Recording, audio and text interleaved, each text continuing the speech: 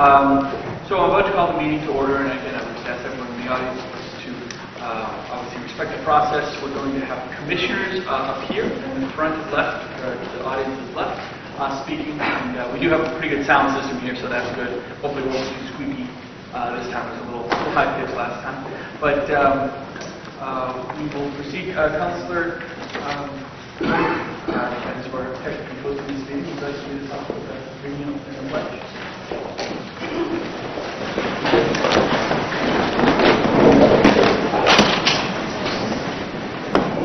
Tomorrow, as we recognize our veterans for their service to our country, may we each be reminded that it is their sacrifice that allows us to exercise and enjoy the freedoms we so treasure. Without their willingness to put country above self, there would be no freedom of speech or of the press, no freedom of religion, no right to a fair trial, no right to vote. It is freedom, protected and preserved by our veterans, that makes America a beacon of hope for the world. We extend out to them our deepest gratitude. But it cannot be forgotten that their service exacts a price, or as is often said, freedom isn't free. For many veterans, the return to civilian life is difficult. The lingering wounds of war, both physical and mental, present a new and challenging battlefront. Struggles with post-traumatic stress disorders, anxiety, depression, substance use disorder, and homelessness are all too common. To keep faith with our veterans, we must keep our promises to them. We must not offer not only our thanks, but the help they need to return to good health, find employment, reintegrate into their families and communities.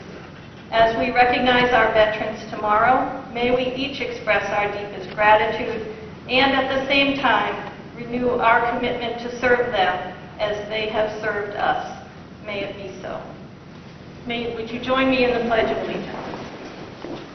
I pledge allegiance to the flag of the United States of America and to the republic for which it stands, one nation, under God, indivisible, with liberty and justice for all.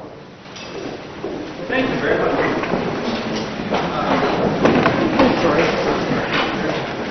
So before we get started today, we have a special election here in New Hampshire, and out of, I believe, Cheshire County District number 9 out of that special election. Andrew Venable is here with us. Congratulations. Come on up.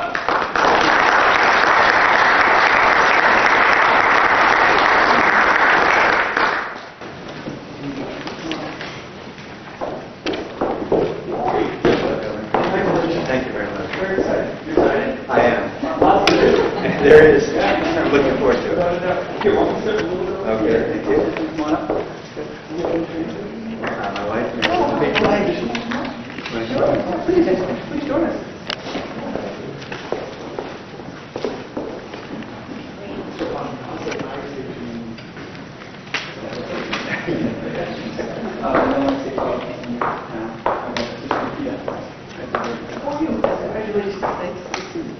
Okay.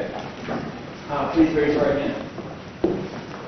I state your name. I, Andrew Manival, Of of Harrisville, do solemnly swear do solemnly swear that I will bear faith and true allegiance that I will bear faith and true allegiance to the United States of to America the United States of America and the state of New Hampshire, and the state of New Hampshire, and will support the constitutions thereof. and will support the constitutions thereof. So help me God. So help me God. I state your name. I, Andrew Manival, Do solemnly and sincerely do solemnly and sincerely swear and affirm swear and affirm that I will faithfully and impartially that I will faithfully and impartially discharge and perform all all the duties incumbent upon me the duties incumbent upon me as state representative as state representative, according to the best of my abilities, according to the best of my abilities, agreeably to the rules and regulations agreeably to the rules and regulations of this Constitution of this and Constitution the laws of the state of New Hampshire. and the laws of the state of New Hampshire. So help me God. So help me God. Congratulations. Thank you.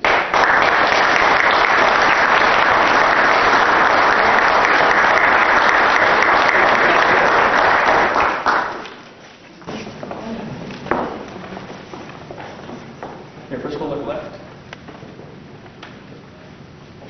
Oh, very good. Okay,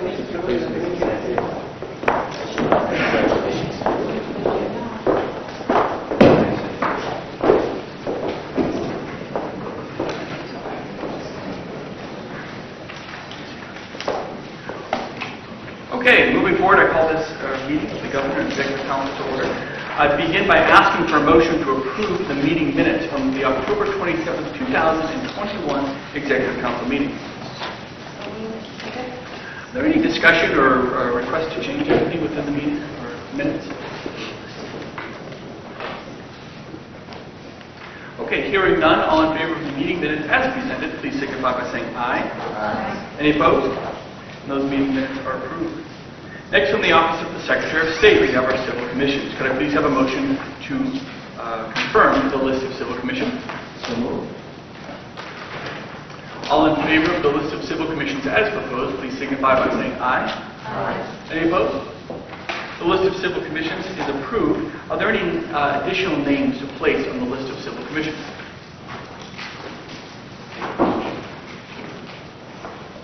Okay, hearing none, the matter of civil commissions is concluded. We have a few resignations to accept today. From the position of the Executive Director of the New Hampshire Land and Community Heritage Authority, can I please have a motion to accept the resignation of Dorothy Tripp Taylor of Hopkins? Second. Any discussion? I'll add my 2 cents. I think she's done a phenomenal job over there. Really, that is a great group. We're going to have a lot of opportunity out there. But hearing no further discussion, all in favor, please signify by saying aye. Aye. Any opposed? With that, the resignation is accepted. From the Medical Review Subcommittee, can I please have a motion to accept the resignation of Robert Nygish of Bow? Second. Any discussion? Hearing none, all in favor signify by saying aye. Aye. Any opposed? And the resignation is accepted. From the Midwifery Council, can I please have a motion to accept the resignation of Amy Darling of Milton Mills? So moved. Any discussion? Hearing none, all in favor signify by saying aye. Aye. Any opposed? Ms. Darling's resignation is accepted. And from the New Hampshire Health and Education Facilities Authority, could I please have a motion to accept the resignation of Deanna Howard of Edna? So moved. Any discussion? Hearing none, all in favor signify by saying aye. Any opposed? And with that resignation is accepted and concludes our resignations. Moving forward, we have our confirmations. Could I please have a motion to confirm Rudolph Cartier, Jr. of Candia to the Air Resources Council? Second. Any discussion? Hearing none, all in favor signify by saying aye. Aye. Any opposed? Mr. Cartier is confirmed. Could I please have a motion to confirm Patrick Kenny of Wilton to the Board of Foresters? So moved. Any discussion? Hearing none, all in favor signify by saying aye. Aye. Any opposed? Mr. Kenny is confirmed. Could I please have a motion to confirm Robert Walrath of Nashua to the Board of Psychologists? So moved. Second. Any discussion? Hearing none, all in favor signify by saying aye. Aye. Any opposed? Mr. Walrath is confirmed. Could I now please have a motion to confirm Barbara Stowers of New Boston to the Dental Hygienist Committee? Moved. Second. Any discussion? Hearing none, all in favor signify by saying aye. Aye. Any opposed? Barbara's confirmed. Could I please have a motion to confirm Francis Fratzel III of Bedford to the Fire Standards and Training Commission? Second. Any discussion? Seeing none, all in favor signify by saying aye. Aye. Any opposed? Francis Fratzel is confirmed. Could I please have a motion to confirm Scott Hammond of Canaan to the Independent Investment Committee? So moved. Any discussion? Hearing none, all in favor signify by saying aye. Aye. Any opposed? Mr. Hammond is confirmed. Could I please have a motion to confirm Michael Zano of Hampton as a justice to the New Hampshire Circuit Court?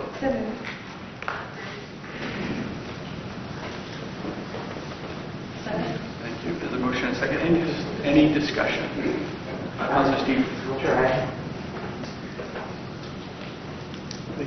I'm honored to have Michael Dano join the circuit court. His experience as a defense attorney, as a prosecutor, he's going to be able to hit the ground running, and I'm very excited about Mr. Dano joining the circuit court. Any further discussion? Councilor Kenny?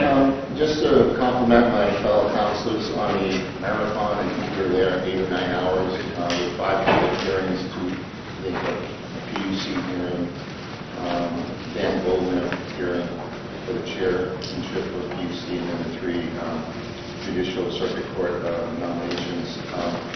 And so I think the comment coming out after that meeting was that we have really good candidates, but we hope never to do it again.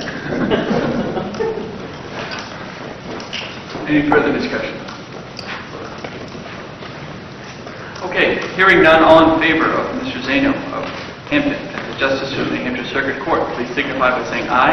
Aye. Any opposed? Michael is confirmed.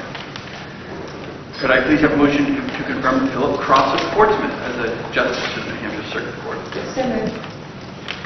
Second. Any discussion? Councilor Stevens.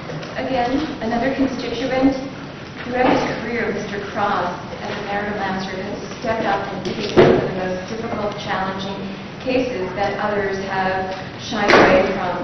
And again, this is someone who's going to be able to hit the ground running, and very excited about the circuit court.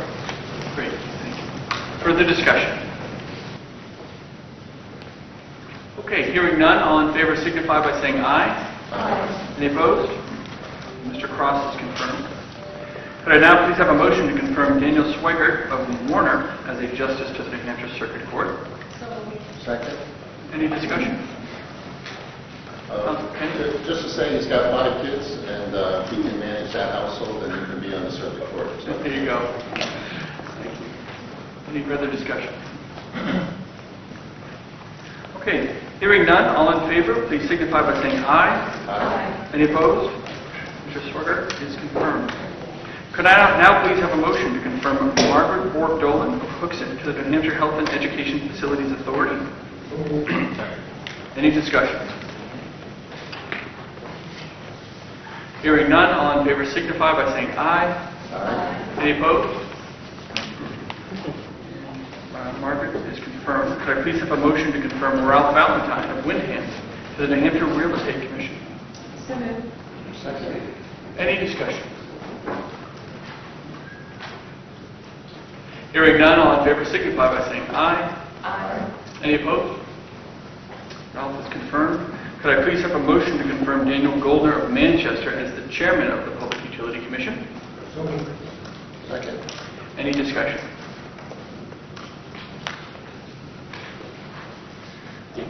Hearing none, all in favor signify by saying aye.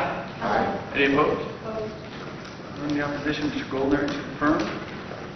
Can I please have a motion to confirm Carlton Simpson of Hampton to the Public Utility Commission? So moved. Second. Any discussion?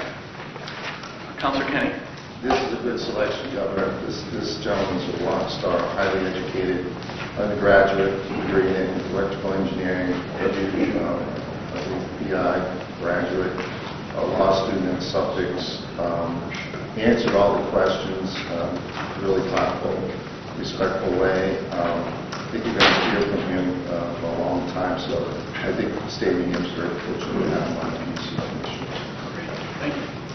Further discussion on Mr. Simpson?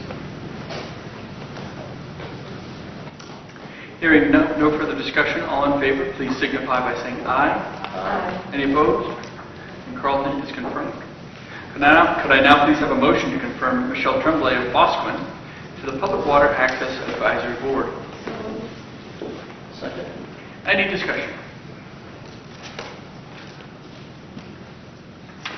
Hearing none, all in favor signify by saying aye. Aye. Aye. Any opposed? And with that, Michelle is confirmed. Can I please have a motion to confirm Matthew Fry of Northwood to the Recreational Therapy Governing Board? Second. Any discussion?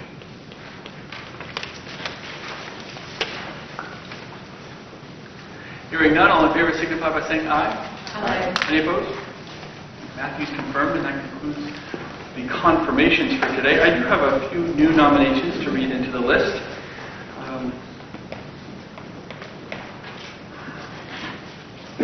As the Assistant Commissioner for the Department of Revenue Administration, I nominate Carolyn Lear of Goffstown.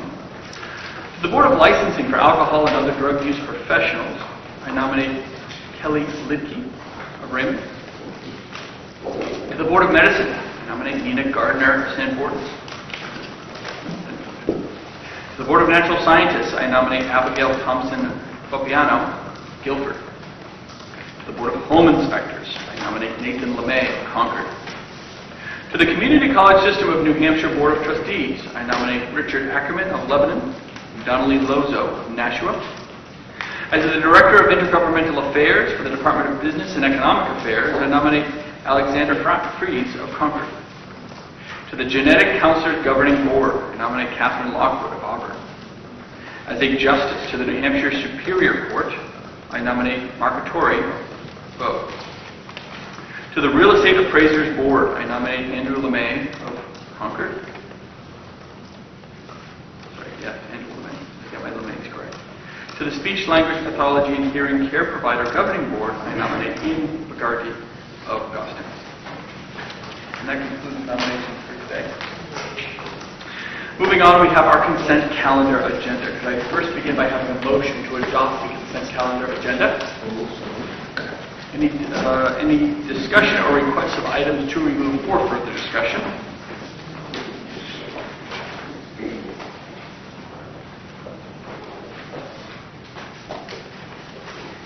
Okay, hearing none, all in favor of the consent calendar agenda as presented, please signify by saying aye. Aye. Any opposed? Items 1 through 5 on the consent calendar agenda are approved. There is no item number 6, just to note. Moving on to our regular agenda. I'd ask for a motion to adopt agenda items 7 and 8 from the Department of Health and Human Services from the Office of the Commissioner. Second. Any discussion? Councilor Warming, I think the Commissioner's with us. Good morning, Commissioner. I'm just wondering, what is the source of these federal funds? Where are these coming from? Number 7. Yes, number 7, I'm sorry. Number 7 are FEMA funds. I'm sorry, FEMA? FEMA. Yeah, thank you. And do you think we could have a list of the first responder organizations that these are ultimately paid to? Yes. Okay, thank you.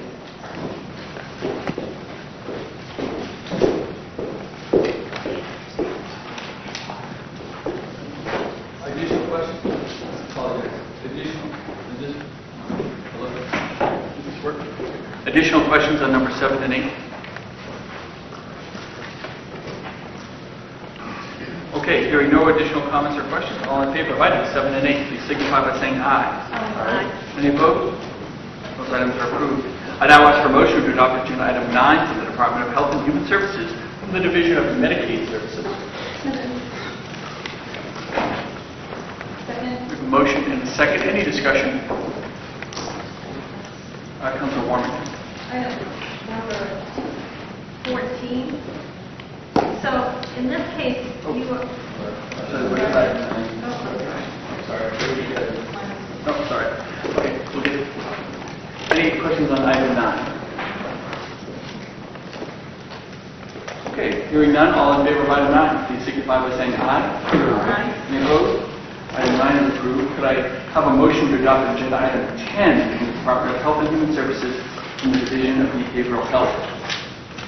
So moved. Second. Any discussion? Hearing none, all in favor signify by saying aye. Aye. Any opposed? Item 10 is approved. Could I now have a motion to adopt agenda item 11 from the Department of Health and Human Services from New Hampshire Hospital? Second. Any discussion? Councilor Stevens. Commissioner? Yes. So in this contract before us, it states that 500 individuals will be provided service And when looking back at the contract in 122419, it notes that 5 would be treated. Is there a typo somewhere along the line? I would assume that's a typo, just from my experience at Hampshire Hospital. We provide ECD treatment to many more than 5 patients.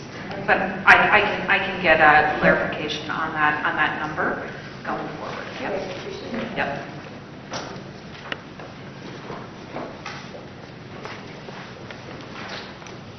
Councilors, is that all set? Okay. Any further discussion on item 11? Okay, hearing none, all in favor of item 11, please signify by saying aye. Aye. Any opposed? 11 is approved. I now ask for motion to adopt agenda item 12 from the Department of Health and Human Services from the Division of Long-Term Support and Care.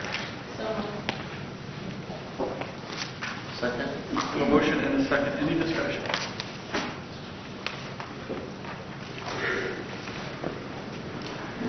Hearing none, all in favor signify by saying aye. Aye. Any opposed? Item 12 is approved.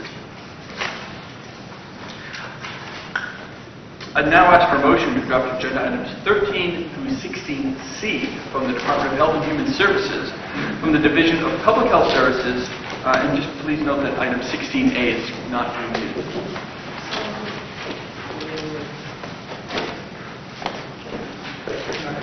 We have a motion and a second. Councilwoman, can I do that question? Item 14 says this amendment also removes CDC immunization grant funding and replaces it with FEMA funding. So is this the funding that the council had previously rejected?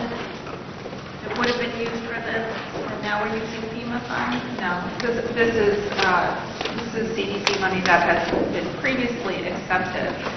And because the CDC funds go out for many, many years, we're going to use FEMA funds first to maintain those CDC funds to be used at a different time. Question also on 16B, the source of the funding here. What is the source of this funding? This is our funding that we approved, the $4.8 million last meeting. These are the contracts. Last meeting we accepted, and we approved, accept, and expend the federal dollars. These are the contracts that go with those dollars. So these are contracts that would have been funded with the CDC funds, but now are funded with the ARP funds. Correct.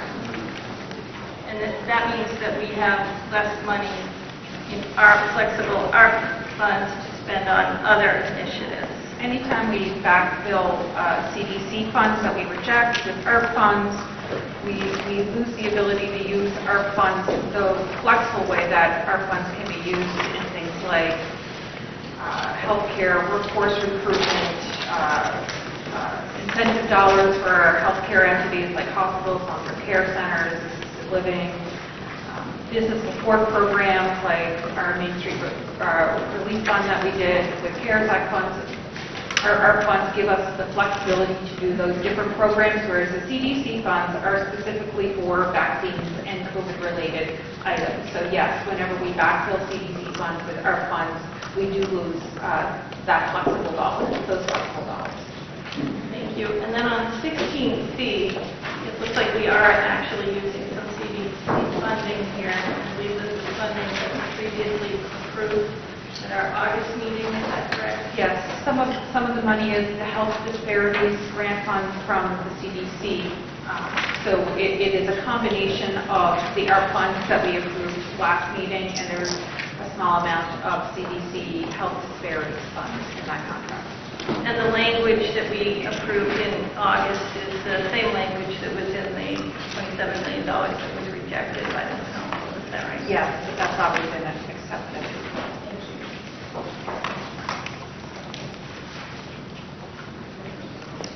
Any further questions on any of these items? Councilor Stevens. Commissioner, in regards to agenda item 15, there appears to be a procedural error where the tests were sent out. Yes. It's supposed to be done in-house versus being sent out to private lab. And that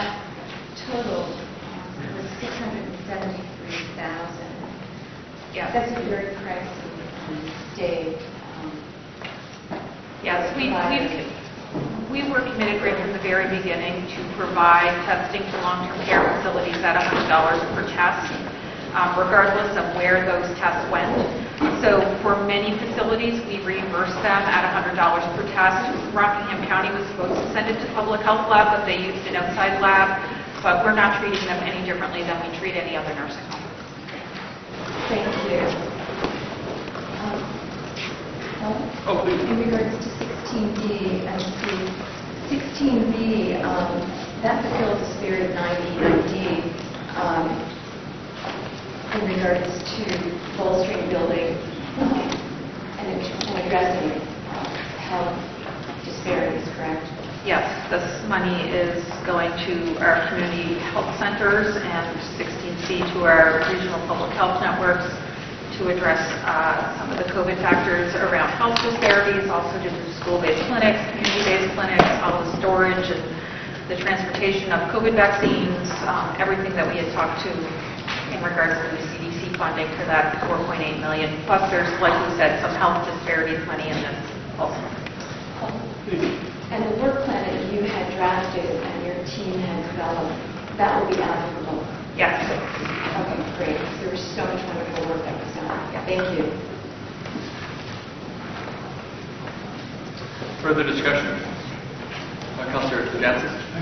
Just general conversation this morning, I was listening to the TV. It seems as though there's been spikes when it comes to overdoses. And I don't think she would stay on top of it, because if we let that get away, we're going to have some major problems very quickly trying to catch up. National Manchester, I believe, had like 74 the last one. Counselor, I didn't come prepared with the information on overdose deaths today, but I'm happy to bring something forward at the next meeting to give you an update on where the state stands. Thank you. You send it to us before the next meeting. Yes. Further discussion on any of these items? Okay. Hearing no further discussion, all in favor of items 13 through 16C, noting that 16A is not being used, please signify by saying aye. Aye. Any opposed? Any items are approved. There is a late item A from the Department of Health and Human Services. I would ask for a motion to adopt late item A from the Department of Health and Human Services from the Division of Public Health in conjunction with the non-binding resolution that is being proposed by Councilor Kenny.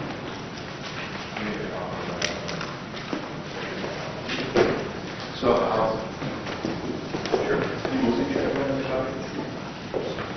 so do I need to move the motion? I need a motion and a second, and then I'll ask you to read the. He's on.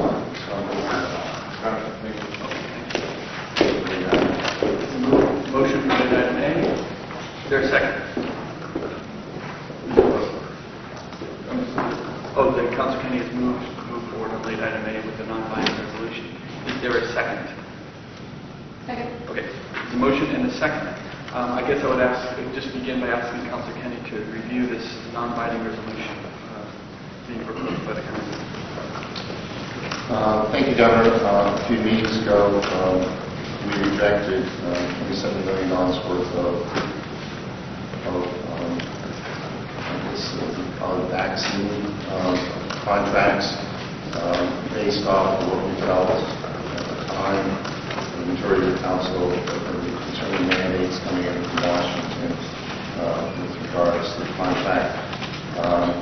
With regards to isolation and quarantine, potentially from the CDC, if we accept the funds. I think this resolution is an attempt to really encapsulate all voices around the state with regards to that contract, from workforce issues to healthcare issues with vaccines, and also with regards to immunization vaccine insurance. The council felt at the time we needed to push back. There have been councils subsequently who feel that a resolution in conjunction with this contract would at least address voices that we felt that were not heard. And so basically, the resolution is really broken into three parts. One is it talks about the mandated language. It talks about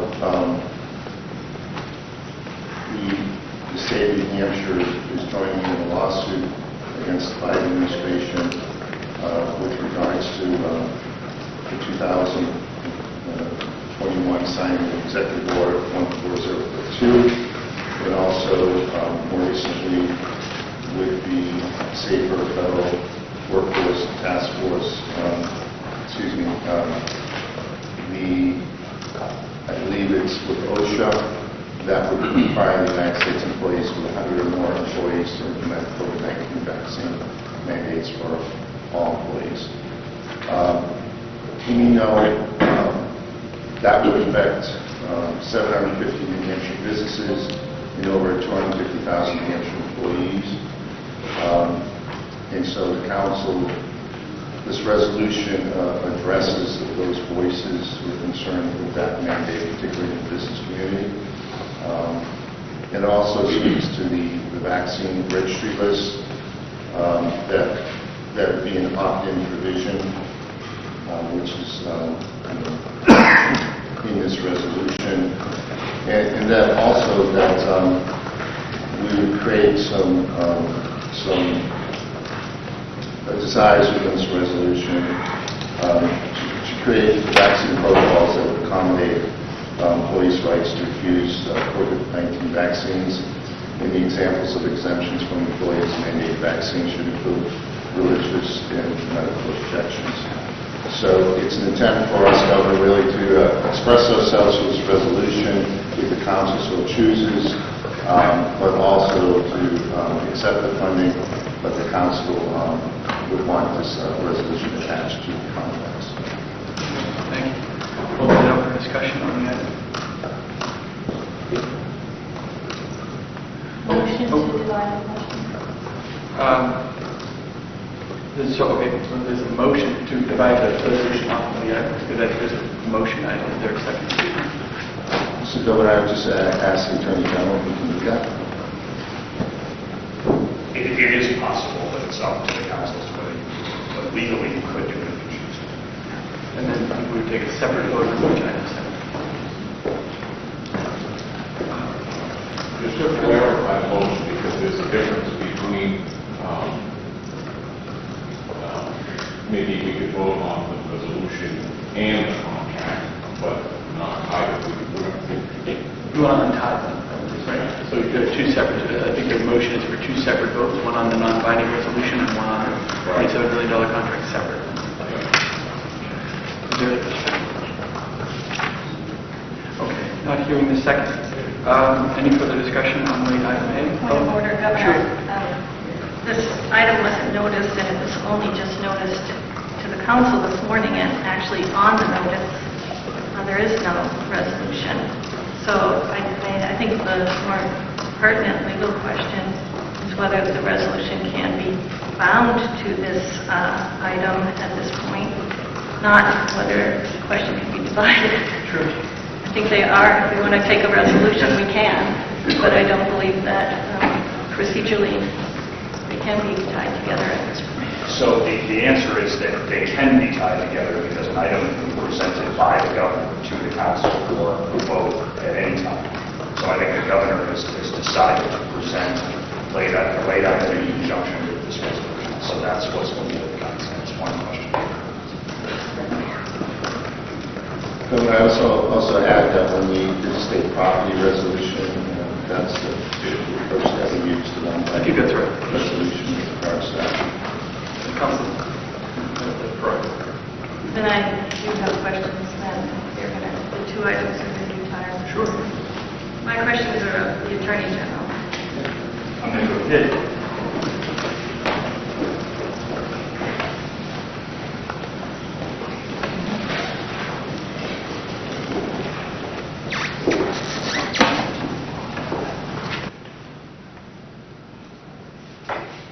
Sorry. So I have only been presented with a copy of this short time few minutes before the meeting and have not had adequate time to review it. But on the bottom of page 3 of the resolution, first of all, this is a non-binding resolution, is that right? That's correct. Okay. And at the bottom of page 3, we have be it therefore, be it resolved, and it goes on to talk about some language about that the council's approval of any items containing the grant conditions will not constitute an agreement to comply with any guidance or directives other than those contained in Exhibit A and B of your October 7th letter. So let me ask you this. If in fact there were later guidance, or if there was later guidance or directive from the federal government related to vaccines, does that guidance or directives or the decision to follow that guidance or directives come to this council? No, that decision doesn't come to the council. I think what this does is express the council's understanding of the state of the law, as I articulated in my memo, which is that only guidance and directives that are clearly and ambiguously included within the grant conditions at the time they were agreed to can be enforced. Okay. So this provision, the council adopting this, has no legal force or effect? I would say it has legal significance in that it would reflect the council's understanding of what it's agreeing to, but how much force and effect it has would be determined if the federal government were to try to enforce additional guidance and directives, and that would be if they did that and we litigated over it, the effectiveness would be determined in court. Right, and so Section 2 of this resolution goes on to state that if the government attempts to use the conditions other than as set forth in Exhibits A and B of your memo, that would intrude on state sovereignty, and the governor and council would take necessary actions as permitted by law to enable the New Hampshire Attorney General to take appropriate legal action. But that would be your decision, your office's decision, whether to bring something, to take any action, and to whether to seek any assistance from the council. Is that correct? That is correct. I think what this is a statement of intent, and the council can never bind itself to do things in the future, but it's a statement of intent to take any necessary actions as permitted by law, and those would include perhaps approving funding if I brought forward a request to the council and the fiscal committee for funding to assist in any legal action. And if the council, if any individual councilor disagrees with this, regardless of the action the council takes today, this memo, this resolution doesn't bind any councilor at that time to support your actions or to not support them. Is that correct? That is correct. In number 3, this resolution says the governor and council will support making the New Hampshire Immunization Registry established by statute an opt-in system. Does this provision have any legal effect? No, it's simply an expression, I think, of the council's support for doing this, but no, it doesn't have any binding legal effect. So it's really a meaningless provision legally. Technically, legally, yes, but I think it's an expression. It's significant that it's an expression of support for that concept.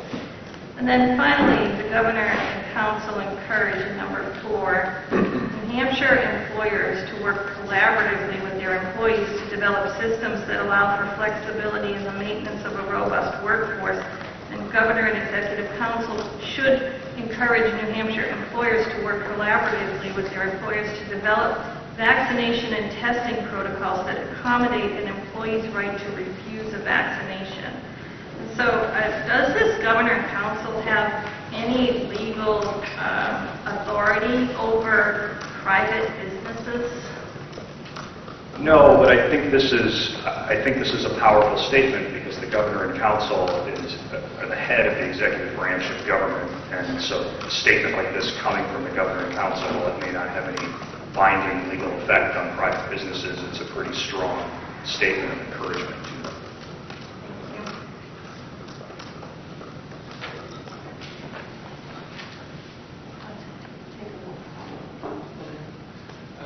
Councilor Gatsas? Thank you, Governor. Attorney General, have you ever seen one of these resolutions ever come before the council? Other than the resolution that was adopted last time regarding the brokerage agreement with CBRE, I have not in my, going on 5 years. That's a brokerage. Sure, yeah, resolution. This almost takes effect like law. No, This is circumventing the Senate and the House. No, I don't think so, Counselor, because as we've stated, this is non-binding. It has no binding legal effect, but it is a statement of intent and support. Right, and if any councilor had an objection to the opt-in or opt-out, they could have gone before the House or the Senate and pled their case. Yes, The House and the Senate voted to put an opt-out clause. yes, that's correct. So how are we as a council doing things that we shouldn't be doing? Because now we're going to be seeing whereas is coming before this council on almost every agenda item that we have, if we disagree. Well, I think this is an item, Counselor, and it's an accept and expend item, which has both a legislative role and a governor and council role. It has to go through both the legislature and the council. So I think, while this is unique, I would think it's appropriate for the council, if it chooses, to express an opinion or support for something that the legislature might do, given that this is an item that both the legislature and the council have to look at and approve. I think it's okay for those two bodies to sort of talk to each other that way. Did you, as the Attorney General, have any say in working this out? I was consulted on it, yes. Did you see a draft? I did see a draft, yes. Were all the council members made aware of the draft? I can't speak to that. I have conversations with counselors individually, and those conversations are protected by attorney-client privilege. Did you have a conversation with me and I will release your client privilege? I did not have a conversation with you, no. I look at this and say, if we start doing this now, we're going to continue. And that's just wrong. This reads more like law and circumventing the positions of the House and the Senate and the government because we signed bills that took effect like this. So I think it's inappropriate if this comes before us, and I just saw it. I guess somebody will tell me it was sent to me last night in my email box at 11 o'clock at night. At 11 o'clock at night, I try and get my duties.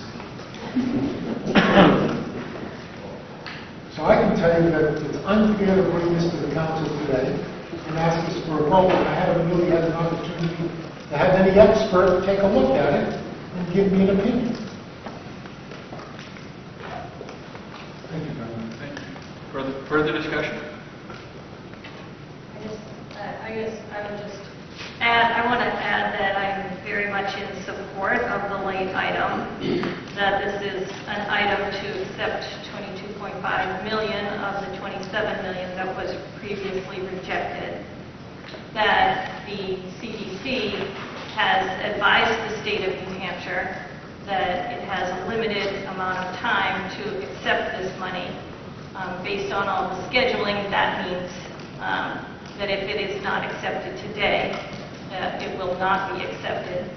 I think that bringing forward this non-binding resolution is an attempt to give some political cover when we really need to be prioritizing public health and accepting this item. So I am in support of the item. I am not in support of this resolution. Councilor Catt. Thank you, Governor. Commissioner, I had asked a few weeks ago if you could give us a list of all the COVID funding that we received and where it's been dispersed. I've not seen that as of yet. I don't know if you've sent it to any other councilors.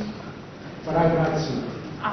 A complete A log. complete log of all the funding that's come from the federal government and where it's gone and how we spent it.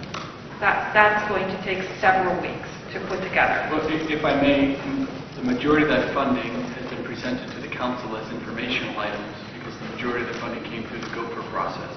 So there may be some items that would have been included as informational items, but the vast majority of which, even during the state of emergency, would have been already presented to the councils. Right, it would have been on as informational items on each agenda, even when we were in the state of emergency. Every dollar that was spent has come forward with this council. But to have the resources to go back through every one of those contracts and agreements would take a Well, again, lengthy amount of time. If I may, I think they're all, I don't know, I assume maybe they're on the council website as informational items already. Yes, it would be just a matter of going back through for the last almost 2 years Yeah. and compiling those. But they haven't presented. Well, I don't disagree that they can present it, but I would hope that as a council, we don't expect us to keep a list of things to come in, and I would think with the staff that we're hiring in this resolution, or the federal funds that are coming in, that somebody can provide a list of all the dollars that come into this state and how they've been spent. I think that's a reasonable ask. Okay, we can start putting that together. It's not just the department, so understanding it, it's not just DHHS that has received federal funds for COVID. HSEM has received them, you just approved the contract today, GOPR has received them, so it's not just the department. Every department in the state has received. Exactly, so if you're tasking HHS to look at statewide, or if we should, I'm asking for your department on the funds that you receive. okay. Because then I'm sure I'll be talking to other departments that are going to come up here. I'll be asking them to do the same thing. Okay, so DHHS will put together just DHHS items.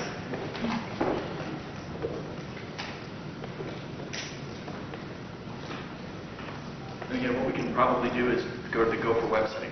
It's all there, it's all public. And to be very blunt, what you're asking for is all public information that has been not just presented to this council, but is actually sitting on an active website. Now, we can draw that down and put it in a different format, I suppose. I think Councilor Gaskis is asking where the dollars have been spent Right. in each individual. So I'm sure, if I say that we put $10 million in a certain bucket, you're going to want to know what that bucket was for. So it's more than just where the contracts went, what they were for. So if I can't have it to you by the next meeting, I will at least give you an update where that work is by the next meeting. Councilor Steve? Attorney General? So the recent decisions being made by the Federal Acquisition and Regulation Council and OSHA in regards to forcing mandates on the state, is that unprecedented? I can't speak to whether it's unprecedented. It's unusual, and for the reasons we've stated in the complaints we've cited on to, we think not legal. But I can't speak to whether it's ever happened. So one could potentially expect or anticipate seeing these two lawsuits against the executive order along with the OSHA mandate, that the CDC could also push requirements. Sure, I think that's possible. Further discussion? Councilor Gaskis? Thank you, Governor. I was just at a company yesterday. They're a pretty big company. They have 1,400 employees at the site I was at. And because they do federal contracts, they're already mandated that they have to have vaccines. What does this do for them? So we've actually also joined with other states to challenge. No, this is over the public. They had funds distributed to them directly from the federal government. Yep. So we've also challenged the policy or the executive order issued by President Biden, which laid out a policy that federal agencies should require that any contracts they have with contractors include a requirement that employees be vaccinated. So I think that there is some potential relief for a company like that with this lawsuit brought. It's a case-by-case basis, though. I don't know whether this company you're speaking of decided to voluntarily comply or just go forward because they want to preserve the business relationship. I know some companies do that. But we are engaged in legal action that does address that issue. And if we lose the legal action, what happens?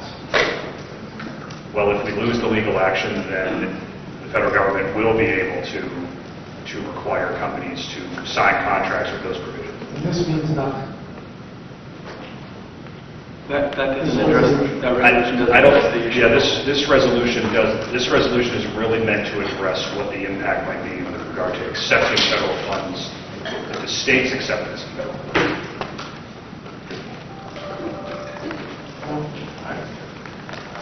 I really appreciate in the future, counselors are going to work on agreements like this, that we all be notified whether we have an IRAP for our name or a DAP for our name, because we sit here as a body. And we all work together. Governor, I think that when you were sitting in this position, if this would have happened to you, I can only imagine how happy you would have been.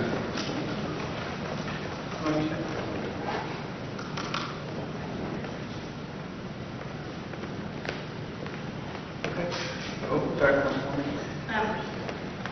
I am going to vote in support of this late item, despite my vigorous objections to the language of the resolution, based on the fact that the resolution is, in my opinion, and essentially backed up by your testimony, a legally meaningless document. Is here for political cover only, and I am going to vote in favor of it because I will put public health above politics every single time. Any further discussion? Yeah, sure. Yeah, just real quick, and not to belabor the issue, but that this item is just for political cover. I take strong objection to that statement. This is to put the New Hampshire government on the record as supporting an employee's right to refuse a COVID vaccination, and that they have the right to a religious or medical objection to taking that vaccination. That's about protecting the people. I've had a contractor from Milford who works for a large defense company, and he has 42 employees, and he called me and said, I am not going to make my employees take the vaccination. I just won't do it. We'll forfeit the work. On the other hand, I got 42 employees that need a paycheck every Friday. And this is to address that. There's another large company that I have in Jaffrey with well over 100 employees, and they first promised those employees that they would have exemptions, and then they sent them a letter and said, you're all done on December 6th.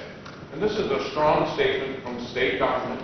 It may not be able to be used in court, but it's a strong statement from state government that says that's wrong, and we shouldn't be doing it. So those are my reasons for supporting this resolution. Thank you. Councilor Stevens. So the lawsuits, the two against the executive order in Ocean, those are filed to protect New Hampshire residents from federal government's attempt to impose illegal mandates, correct? Correct. And if the CDC should get aggressive, you would retaliate, you would respond accordingly, correct? Yes, we would respond as appropriate. Great. Follow-up. In regards to federal mandates that are in effect now, those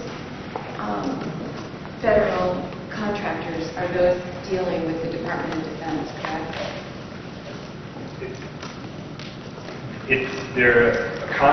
Any contractors for the federal government are potentially affected, but it really is a case-by-case basis.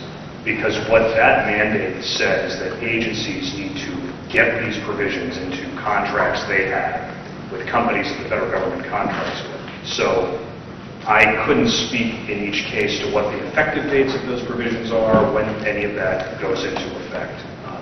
But it's not just the Department of Defense, it's anyone who contracts with the federal government.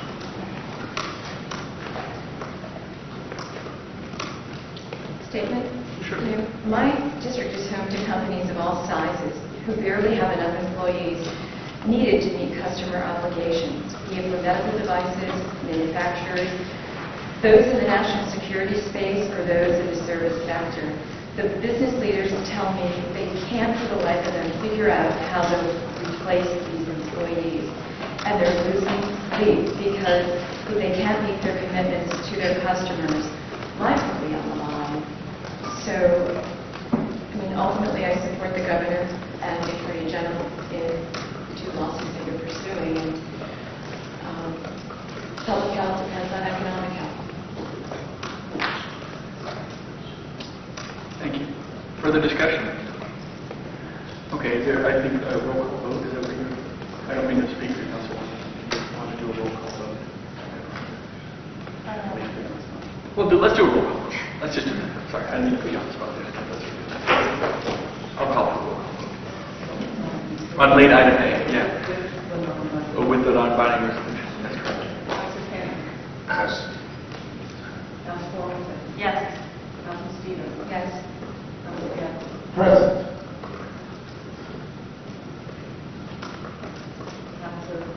Yes. Oh, and with that, late item A, the non-binding resolution attached is approved. So moving on, I'd like to ask for a motion to adopt the agenda items 17 through 29 from the Department of Transportation.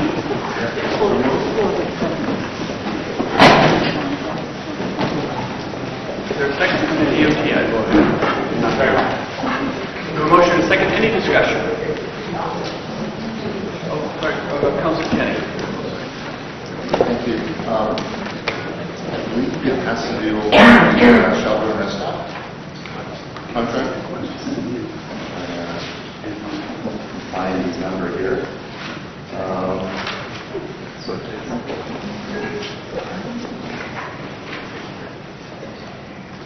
Number 22, Councilman? It is number 22. Thank you. For everybody who's interested in rest stops, and I'm sure the DOT Commissioner and Commissioner DEA who manages these sites are very interested in them. This is one that's been out of commission for quite some time, probably since, 2011, maybe somewhere in there, maybe even beyond there. This is a little bit over 3 acres, and we're trying to, I believe it was Long Range set up an agreement with Badger Realty to sell this property, and they have found someone to purchase it. And so my question is, my understanding is that there has to be some type of right-of-way adjustment. Additionally, there has to be some subdivision that needs to be done with the property. Can you tell us a little bit, Commissioner, about the process and who's responsible for that subdivision? Is it DOT or was it the owner once you purchased it? So good morning, Governor, good morning, Councilors. For the record, Victoria Sheehan, Commissioner at DOT. So we actually have 4 rest area locations where the buildings have been closed for a number of years. We've been working with Long Range to seek approval to market all of those parcels. The first one that comes before the council is Shelburne. Within the conditions of the sale, we have specified that there will only be one access point to the parcel that is being acquired, and then subsequently it is a requirement of the grantee to perform the survey work that's necessary to establish the right-of-way before the sale is finalized. And so I have a follow-up question. So my understanding is that the state's going to hang on to the actual driveway as a part of the condition. Is that my understanding? We own the frontage, so we have to establish where the right-of-way ends, where the driveway will be located, and then the parcel will be sold as part of this transaction. So That's the work that will be done with both of these items, the review of the driveway location, as well as the completion of the service work. So with regards to the sidewalk that's presently there, does DOT own that sidewalk not familiar with all the details of the parcel. I don't know if Assistant Commissioner Bill Cass is one from my office. Yes, the front, Bill Katz, Assistant Commissioner for the record. But, yeah, the sidewalk and the paved parking area that is there for the existing, or for the former park, for the former rest area, is going to be retained and it's going to be kept to be used as a truck weigh station. There is that use that's used today. So that's why we're, keeping the front part where where the existing parking lot is, and we'll be paving that and kept as a weigh station. So the building that's on the site right now is described as a historical building. I can't imagine kind of a park and ride residential home. If you have the police turning around there, maybe trucks coming through, and there's a house that needs to be rebuilt there, it doesn't seem like it's a very good setup. Do you have any inclination of what the owner might use that property for? I'm not sure what was in their proposal. But the historic covenants on that building, because part of the historic covenants were associated with the setting, where we're keeping the frontage of that, and because of the past challenges trying to market and sell the property, the historic covenants that were originally contemplated for it weren't part of this sale. Okay. And the other question with regards to subdivision, there seems to be some town sheltering kind of dispute whether the state should do the subdivision or whether the owner should do it. What's your thoughts on it? This is very similar to how we've handled other ones. It's a very similar issue. I know you were familiar with the actions going on with the Rumney rest area, because essentially the rest area is part of the highway right-of-way, so set it off as a separate parcel.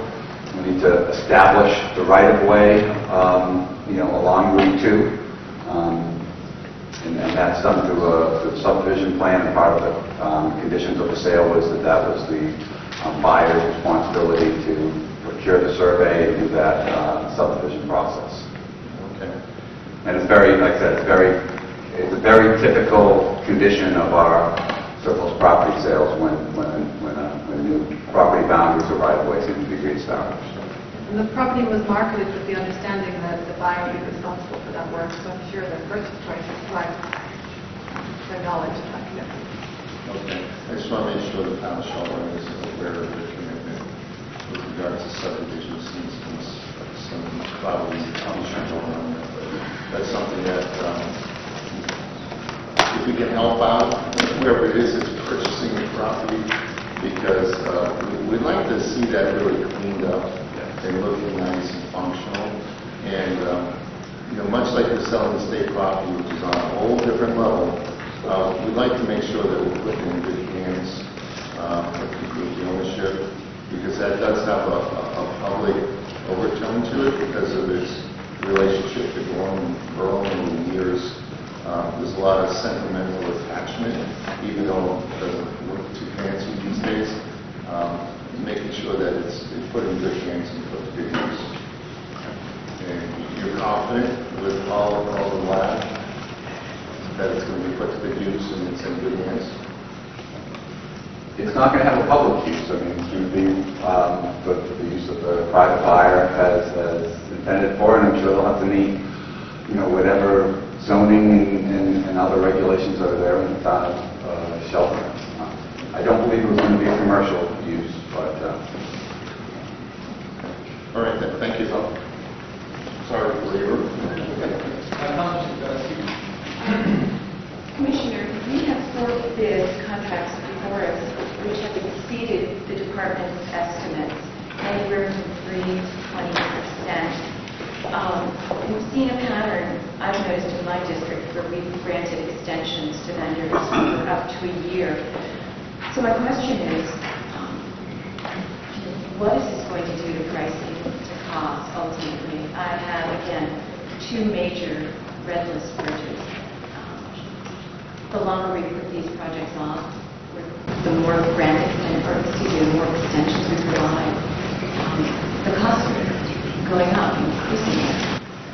So some of the contract extensions that come before you are extending the design services, but not necessarily delaying when we anticipate advertising the projects. So through the 10-year plan process, we'll update you on which projects we would intend to advertise for construction at a later date. But some of the contract extensions have been to allow more time for public outreach or environmental permitting, and we intend to accelerate then the final design and still advertise the project on time. So it depends on the specific contract, what situation we're dealing with, whether we're actually delaying the project or whether we're purely extending a phase of the engineering work. With respect to the uptick in prices, we will continue to monitor the pricing. For our unit prices, we do use weighted averages, so we look back on recent bids. And so when we have periods, which is what we're experiencing right now with significant cost escalation, we usually have a period where our estimates are lower than what we're seeing for bids from the private sector, and then eventually we'll start to use updated averages, and then you should see our office estimates getting closer to the pricing that we're seeing.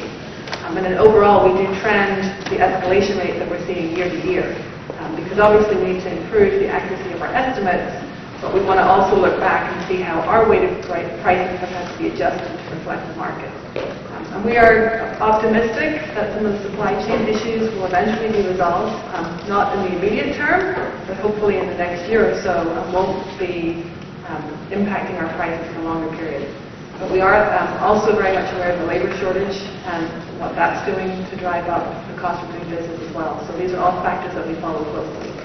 We continue to follow the CPI as well as look at actual bids for all our projects within the state.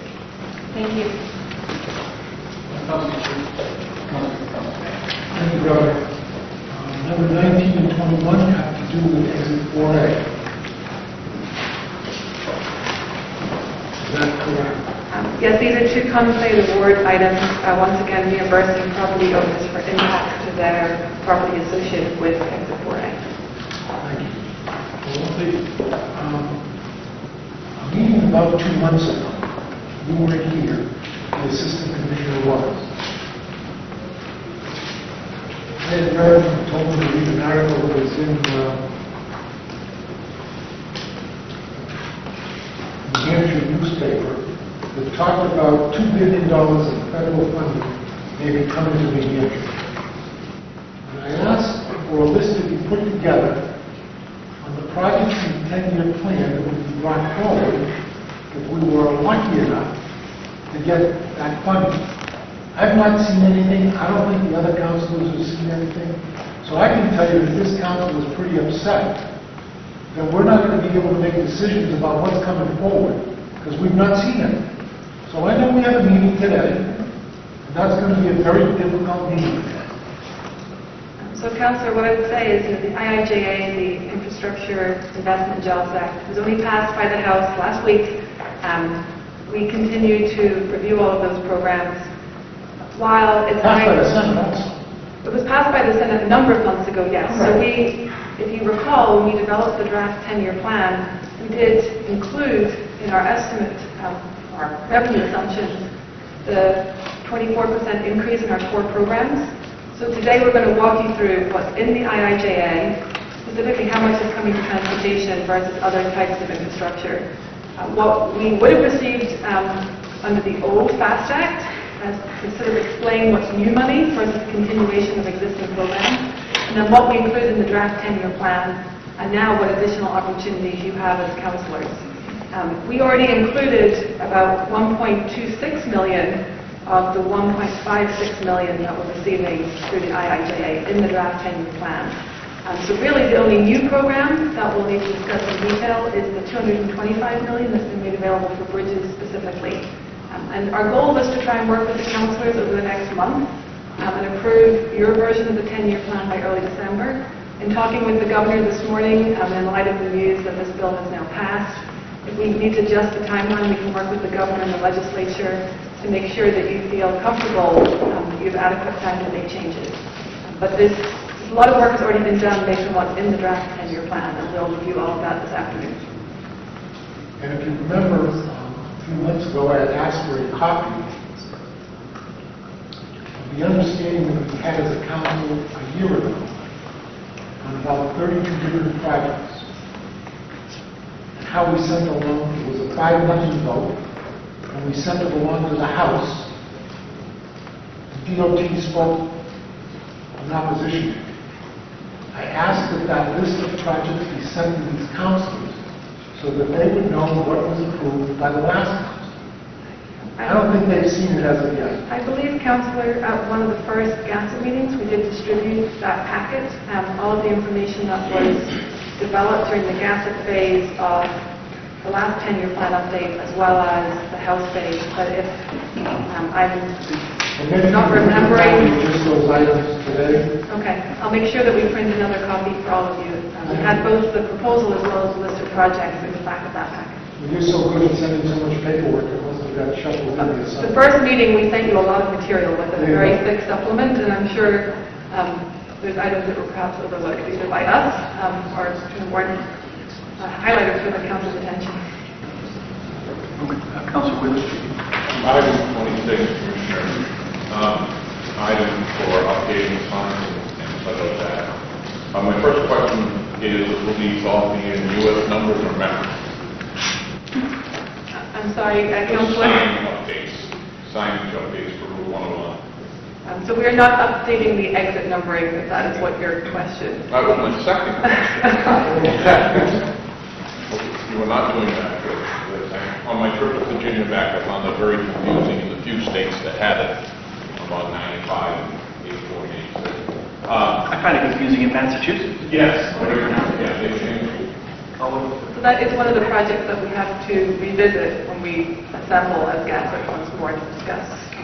So we're not doing metrics, meters and things like that on these lines, right? That's still our policy. No exit numbering based on mile marker. And No. The actual mileage, the mile marker. We know Manchester 10 miles ahead, not in metrics. Whoa. We're not seeing kilometers in any way on our signage, correct? Okay. I just want to think that, if I may, thank you. Got it. No, we do not use metric. Okay. Thank you. Oh, okay. Any further discussions on any of the DOT items?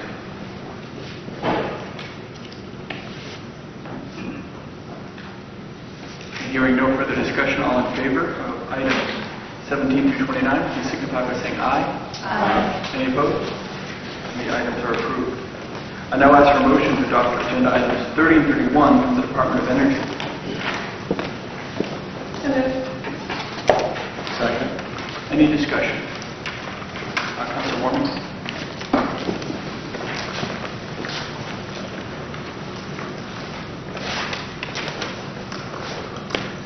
Hi, Councilor. Chris Elms, Deputy Commissioner in the Department of Energy.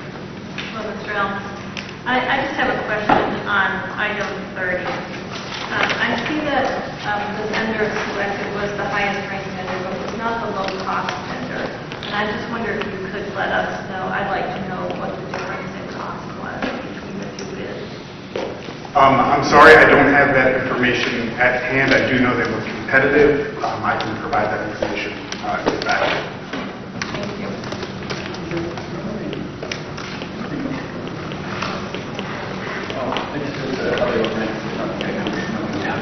Yeah, we should make sure that's included in the future. Not just, I know the score was in there, but not for the actual numbers. Any further discussion? Okay. All in favor of items 30 and 31, please signify by saying aye. Aye. Any opposed? That the items are approved. I now ask for a motion to adopt agenda item 32, the Governor's Office for Emergency Relief and Recovery. Any discussion? Hearing none, all in favor signify by saying aye. Aye. Any opposed? Item 32 is approved. I now ask for a motion to adopt agenda items 32A through 32 from the Department of Natural and Cultural Resources.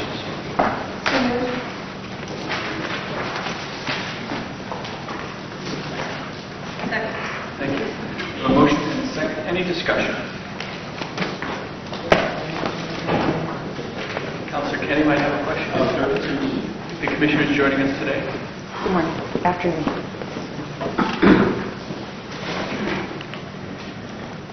Good afternoon. Afternoon, Commissioner.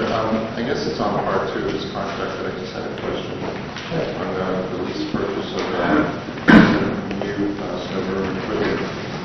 And how it kind of relates to the 10-year limitations on state facility, which you kind of included here.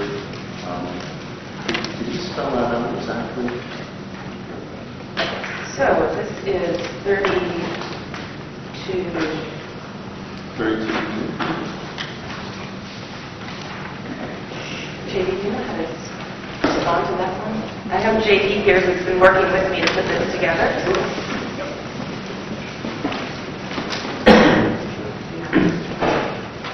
Good afternoon, Governor. Good afternoon, Councilors. For the record, my name is John DeVivo. I'm the General Manager at Cannon Mountain Ski Area and Franconia Mountain State Park. Could you repeat the question? So, in part two, there's I guess, a lease to purchase a new snowmobile. And so, you also include state leases with regards to 10-year limitations. And so, how does that relate to this equipment? The lease of 10 years versus the equipment that you're leasing, does it overlap, or how is that? The 10-year codicil may have something to do with what Chris Marino is putting together with the master lease program itself, but our stuff, as far as grooming equipment, is a strict 4-year lease. We take ownership for 1 year, and ostensibly we would sell that asset back to preferably the company that we leased from or purchased from. So we lease it and then we sell it back? Is that Yeah.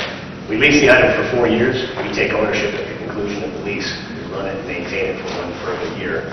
And then we would look to sell that asset back in order to maintain our vehicle fleet on them.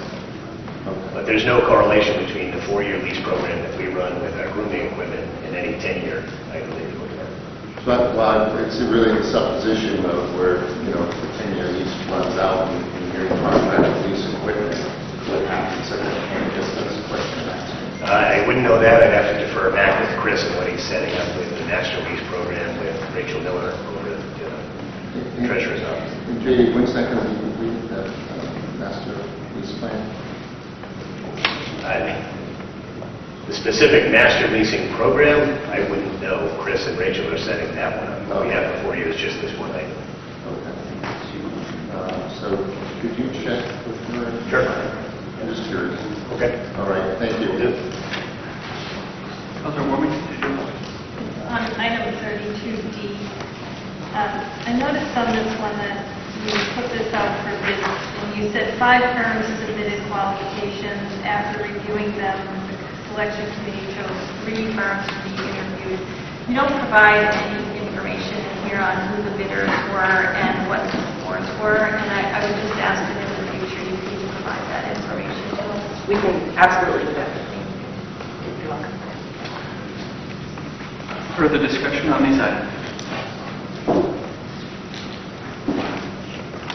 Okay, seeing no further discussion, all in favor of items 32A through 32E, please signify by saying aye. Aye. Any opposed? The items are approved. I now ask for motion to adopt items 33 through 44 from the Department of Environmental Services. Any discussion? Councilor Kenny. 36.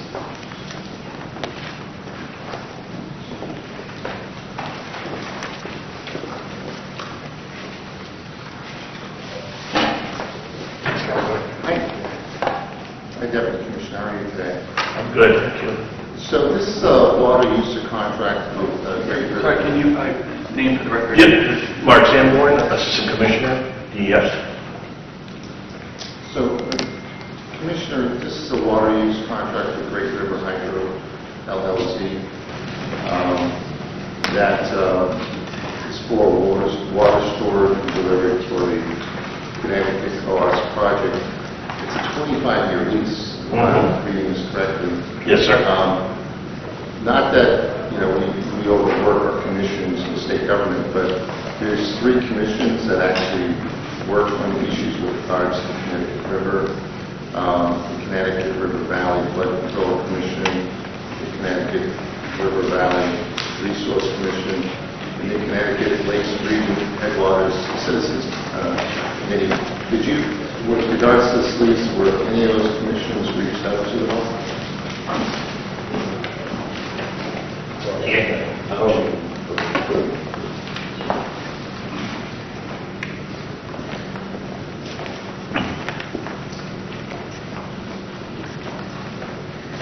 Thank you for your question, Council. My name is Jim Gallagher, Chief of the Dam Bureau for the Department of Environmental Services.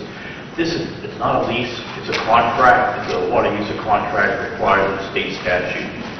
They all are 25 years. We entered into this contract for the first time with Great River Hydro when they were their predecessor company, Blue Power. They essentially paid off the bonds to build a dam and have been paying for the operation and maintenance of the dam ever since under these 25 contracts that we've had since the 1930s with them. We have had some coordination with those entities on the operations of the dam, releases from the dam, not on this specific water user contract though. So would they be aware of this particular, you're calling it a lease agreement, if I provide to their attention? They would generally, yes, be aware of it.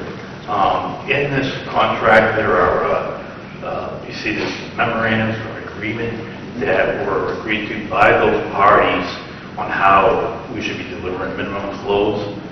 So in my discussions I've had with them on other issues, those memorandum agreements have been topics of discussion. So my point is we have a lot of boards and commissions in state government, and they have certain expertise and talents. That's why we put them on these boards and commissions. So anytime you have something that's 25 years in nature, it's always good to run it by the people who have probably more expertise than I do with regards to this type of subject matter. So that's why I asked the question. Thank you. That's a great question. Thank you. I hope I answered. You did. Thank you. Thanks. So, Councilor, just to that point, this is the first of a number. There are 6 projects that are like this, so you're going to be seeing a number of these coming your way. So we'll note that as we're negotiating the remainder of them, to reach out to those commissions and get their opinions on the matters. So moving forward, we'll make that part of the process. Okay, thank you. I appreciate it. Yes, sir. Additional questions or DES? Okay, seeing none, all in favor of items 33 through 44, please signify by saying aye. Aye. Any opposed? Those items are approved. I now ask for motion to adopt agenda items 46 through 48, Department of Education. Second. Any discussion?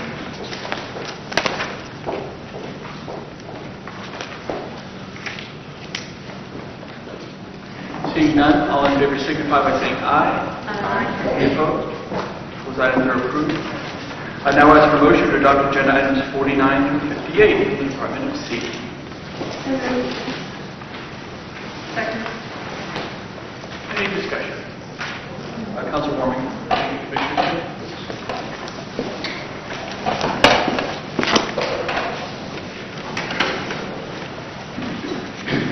Good morning, Governor, council members, Paul Quinn, Department of Safety. Good morning, Commissioner. Our condolences to the department on the loss of Staff Sergeant Anthony Sherrill. It's a very moving circumstance.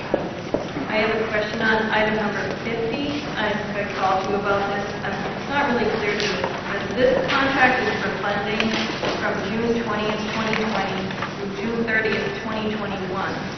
And yet these amounts that we have here, my understanding, are estimated amounts.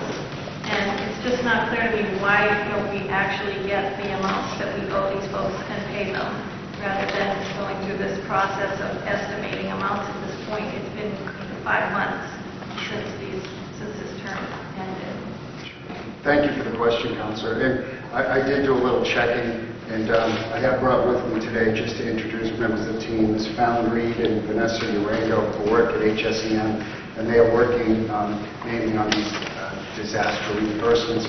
A couple of things. One, we needed a contract for a couple of reasons. These ACS sites, the 10 that are identified, we need to have a contract because they were doing work for the state, so they were ineligible for the FEMA reimbursement on their own. HSEM is handling the administrative part of these contracts as HHS was doing the clinical work, as this was all happening very quickly. And in speaking to Ms. Reed and Ms. Urango, they expect that all of these payments should be made, these disbursements, in 4 to 6 weeks. They've been collecting all this, and these numbers, as you see, are up to, but not to exceed the total. So I guess the answer is that it's coming within 4 to 6 weeks. It should be resolved, but it's taking this long because they have been working on, other disaster-related issues. Understood, and thank you. I've seen Fallon's work before. I appreciate the work that you've done. So my concern is if you have an up to but not exceed amount and you don't reach that amount, then we have funds that are left over.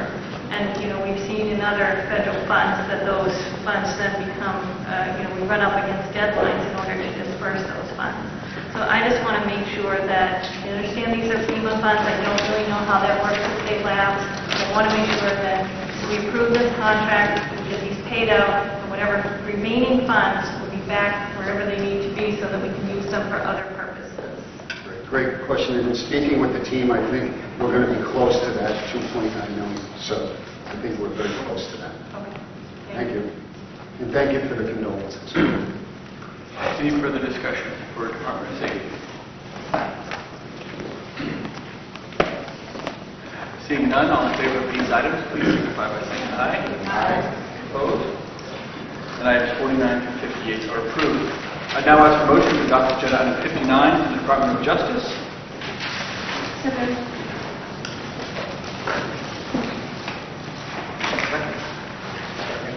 A motion and a second. Any discussion on item 59?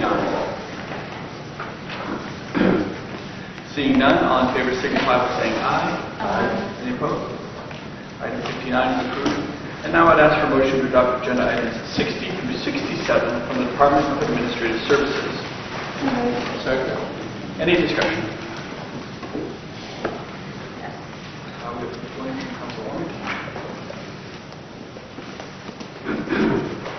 Hello. Hello, Commissioner.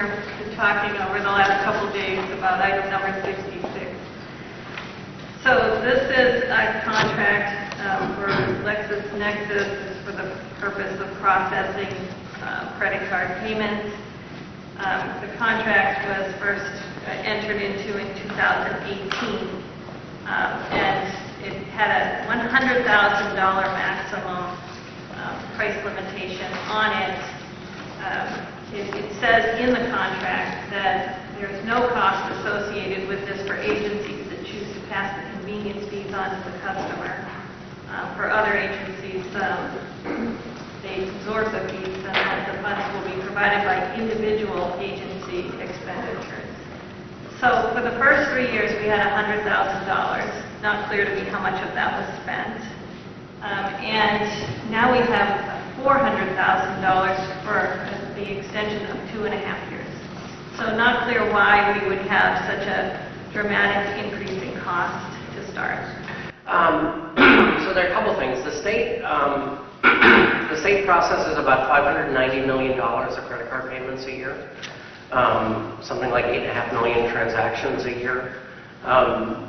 Most of which, if you think about it, obviously most of it's at liquor, right? You buy something, you use a credit card. Most state things you don't buy a credit card, but there are about 20 agencies that use credit card transactions. The state has 4 separate credit card vendors, if you will, merchant card vendors, we call it, to distinguish it from the P-card where we pay as opposed to we receive. The largest one is Chase, the second largest one is an affiliate of Bank of America, and the smallest one is LexisNexis, and then there's a gift card vendor.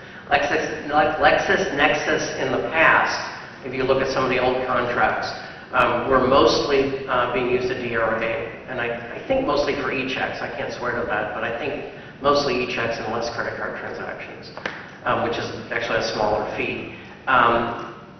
One of the earlier council items says that a couple of different agencies were looking at it. One was Food Surplus, our Food Surplus program, and the other was Environmental Services. Environmental Services actually did look into it, started using it, liked it, and has been growing their program ever since. So that then it was almost exclusively DRA, not entirely, but mostly. And now with this particular contract, it's almost exclusively Environmental Services, but they're growing.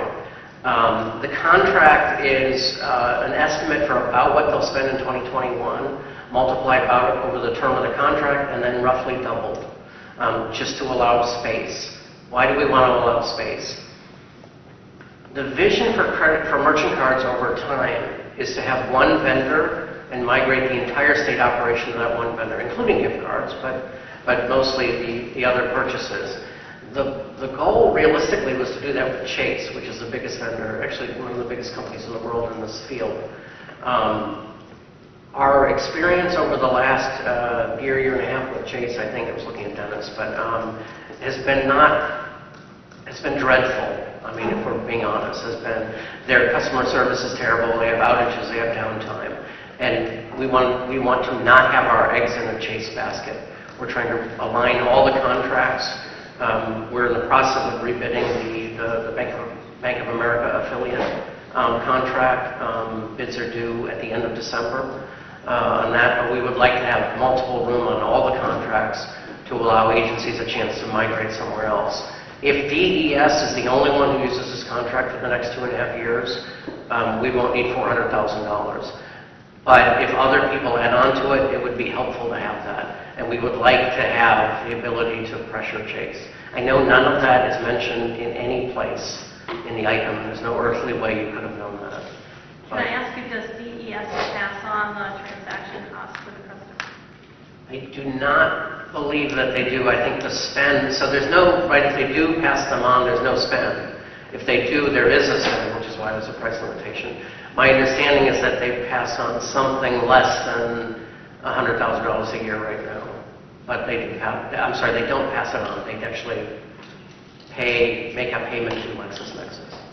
And is that an independent agency decision? They make a decision whether they're going to pass it on to the consumer or not? It is. And I don't want to pretend to know, a lot of what we do is assure compliance and that, the PCI audits take place and that there's no risk to the state. We work very closely with Dennis's group, and Heather Kelly was our manager on this until 2 weeks ago when she got a promotion and went to a different agency. Teresa Perry Curtis, I think, is Dennis's lead, but we discuss things with them, but agencies have a great deal of autonomy and we can't force them to do it or not do it. Sure, and so does these transaction fees come out of DES's budget? Yes. And so this $400,000, is this out of DES's budget, out of your budget? It's not out of anybody's budget. So generally, if you think about it on a state expenditure, I mean, there are a couple of different kinds of contracts. The one is a contract where it's very directly tied to an appropriation and you're predicting the amount. The other is think of like the W.B. Mason contract for office supplies. There's a price limitation on it. I can't buy office supplies if I don't have money in my budget. But we also, as a state, decide that with this vendor, there's a limitation on this contract. And the state can't go over that. So I have to have the money in my budget, but there also has to be contract authority. So it's authority, it's not appropriated. So the appropriation or the authorization for the spending is in their budget. But under no circumstances can we as a state, everybody combined, regardless of what DES spends or anybody else who comes on board, go over $400,000 with the terms of the contract. And the only expenditures there would be associated with transactions? It's only transactions, and somewhere in this very poorly done item, there's a list of the transaction fees, and I believe it's 2.49% is on a credit card transaction, and I think the e-check and the ACH transfers are $1 amount. I want to say it's $1 per transaction. I just want to say that you agreed to answer my questions today without quoting anyone from the 18th century, and I think you've done that, so congratulations. Thank you. I tried. It's killing me. Any further discussion for DAS? Okay, hearing none, all in favor of item 60 through 67, signify by saying aye. Aye. Any opposed? Those items are approved. We have no table items. That concludes our regular agenda. No more late items. Councilor Wheeler? I just wanted to make sure that everybody knows we have a GASIT meeting this afternoon. I believe that will be 2:30 at DOT.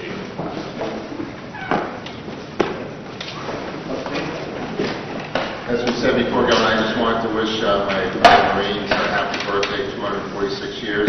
They were hired at Tun's Tavern, and how you doing, Marine? 1775 on November 10th, Philadelphia, and we've been going strong ever since, so thank you. Good. The meeting is concluded. Thanks, guys.